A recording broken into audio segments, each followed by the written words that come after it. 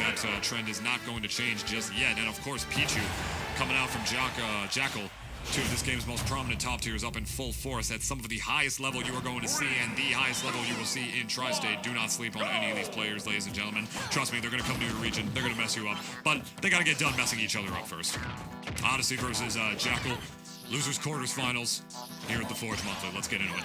This is going to be a very fun matchup to watch, just because there's a lot of space that can be occupied by Palutena's hitboxes, but on the generally speaking, Palutena doesn't like to fight against a character that can easily get in on her. If you don't have to respect her hitboxes, really what is Palutena bringing to the table besides a lot of glitz and glamour? Oh, for sure. And a character like Pichu doesn't need to respect anything. He's able to weasel his way through a lot of hitboxes, and while Adi can swing away and potentially end out stocks, he's got to be careful about where he's aiming those swings, and he's got to be careful about where he's DIing, because that first blood breaking from down smash and a little bit questionable DI.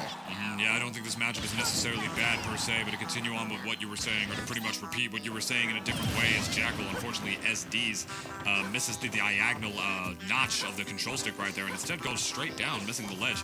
I do think that as far as like quote-unquote bad matchups against Palutena really go, that Pichu does do quite well, or at least forces the Palutena to just play in such a certain way where she can't just throw out her hitboxes as willy-nilly as she can in so many other matchups. It's sort of like the opposite effect, because one thing that we know about Palutena is that she's just remarkable against the heavyweight characters, because she's able to keep the heavyweight characters in her vortex with the neutral airs and the forward airs and the regrabs, whatever, for just so long. And Pichu was that up air to down air, not going to be able to take the stock. Odyssey saving his jump and his up B right there.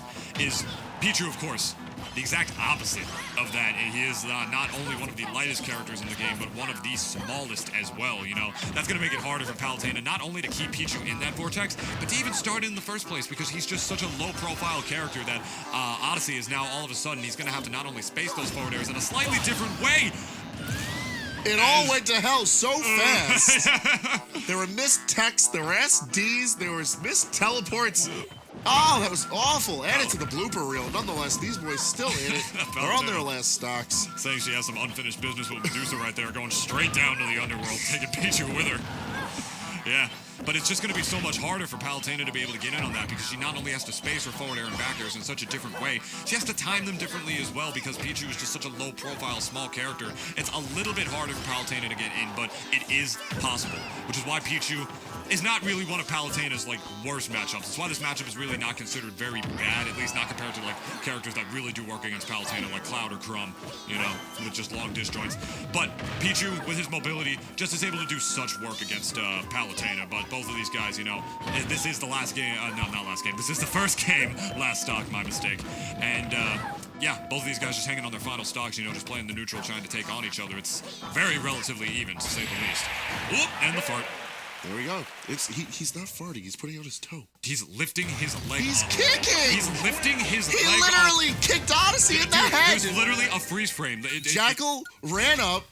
He said, Adi, check out my shoes, and kicked him in the temple. Yeah, but Pichu doesn't even have any shoes, so, like, what is It's your a big toe. What is your argument there? He doesn't have any shoes. He's not showing doesn't need shoes. Dude, he's like a dog. He's running The up, shoes are a metaphor. I wish I could do, like, a farting sound and have it sound electrical, like, like, I assume that's what, like, Pichu fart sounds like, probably. No! Dude, he's kicking with his feet. You're not going to be able to tell me that. There's literally nowhere you're gonna be able to convince me that that's not a fart. Look at the animation and tell me that that little electrical jolt is not coming out of where the sun don't shine. Anyway, losers going into game finals. 2. We're going into Smashville. And I don't really know if the stage is going to have that big of an impact. If Adi stays a lot more mobile, maybe, but he was very rigid where he was positioning himself. It was either at the ledge or on the platform. At no point was he really able to position himself in a way where he could make use of Palutena's better movement options.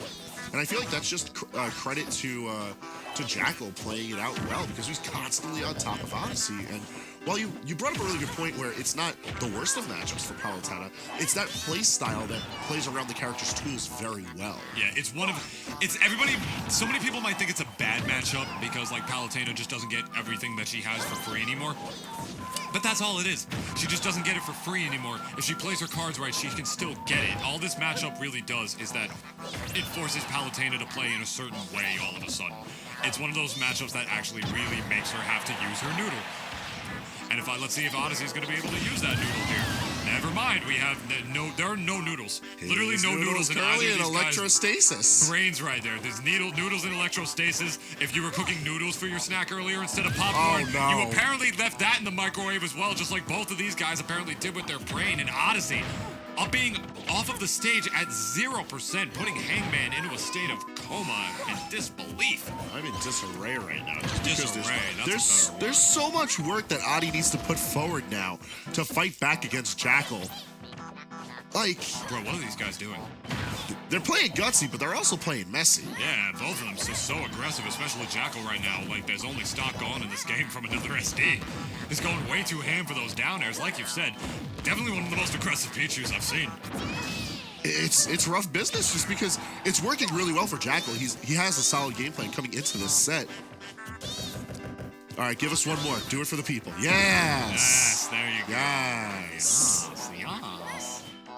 F tilt not going to cover not going to cover the get up option right there. Jakal rolling right past. Jakal looking pretty poised to take this second game as well as the first. He is up a full stock against Odyssey because Odyssey did up B directly off the stage. And there's the little toot. Able to get him off right there. With the neutral B, able to extend that edge guard rising nair. Not going to be able to do it. The invincibility of the up B able to clutch right there. But the falling neutral air sinking into the back air. Neutral air not going to be able to take the stock right there. Instead, sinking into a back air. Good stuff by Odyssey right there. Oh, and there it is, the toot. It actually did look like he hit him with his foot right there. That's what he's doing! I will concede on that one regard. His foot like grows to the size of his head, man. But if you're close enough and you look behind Pichu, just tell me where the little thunder is coming from. His foot! It's not coming from his foot. There are no holes on his foot. Yo, checkmate! Oh my god! Where does the electricity come from? You had nothing. It comes from butts. Apparently, that's what I'm trying to argue.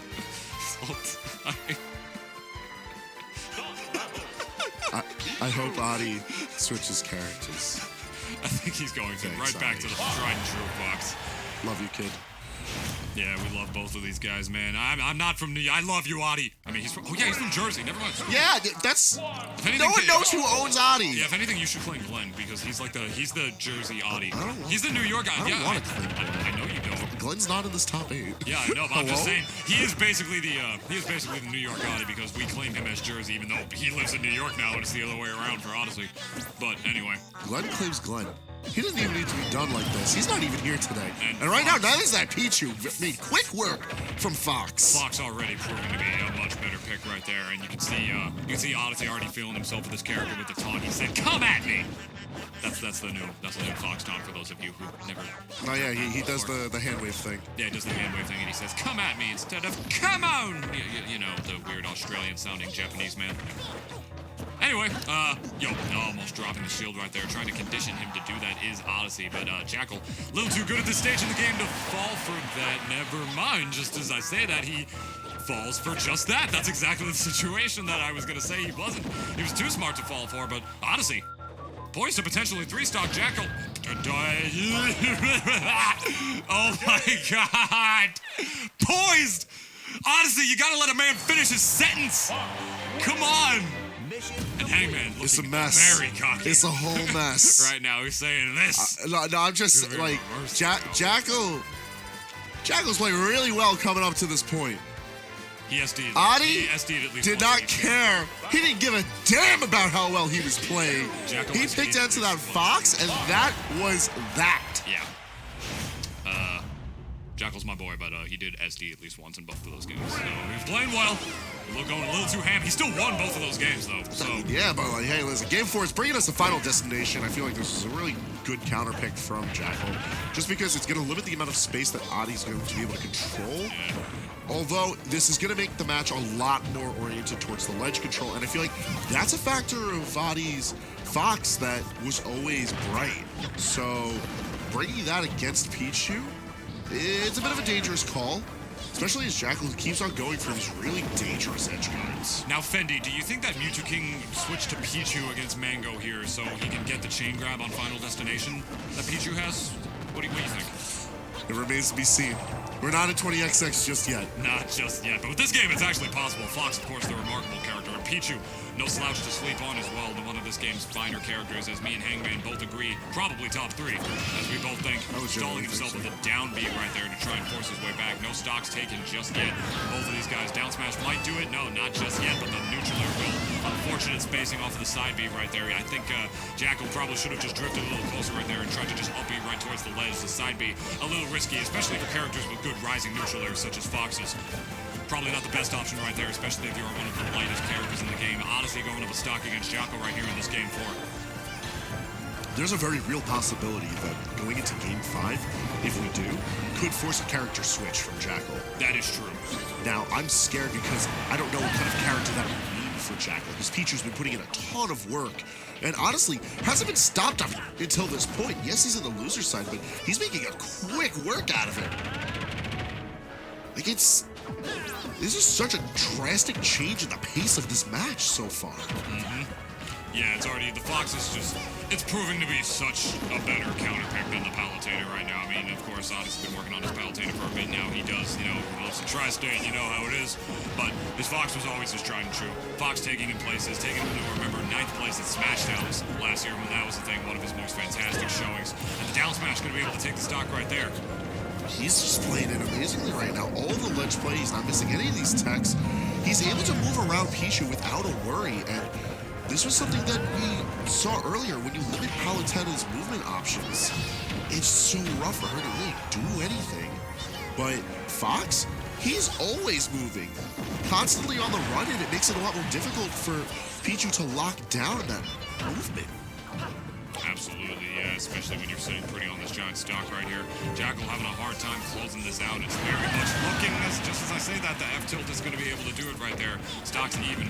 Jakal's still in the advantage right here. One more game, one more stock is going to be able to finish this out for both of these players right here, potentially sending Odyssey to losers. He has to be able to take this game if he wants to force a game 5, and it's very well looking like that might be the case. Odyssey is sitting super pretty, only a 40% differential between these players right now. A falling neutral air or falling down air will convert into an up smash at this percent, but he's got to be on stage for that to happen. You don't want to get juggled off stage by Pichu right here, and he doesn't. He finds his way back on. You see him doing these full hop. Yeah, here you go. You see he's looking for it. That's exactly what he's hunting for. He's jumping in the air, mixing up his full hops from his full hop double jumps as well, trying to fall with a neutral air to get that right there, and Pichu is just at the perfect percent for it, especially considering the fact that he's one of the lightest characters in the game. Odyssey going to toss him off right there with an empty tomahawk grab instead.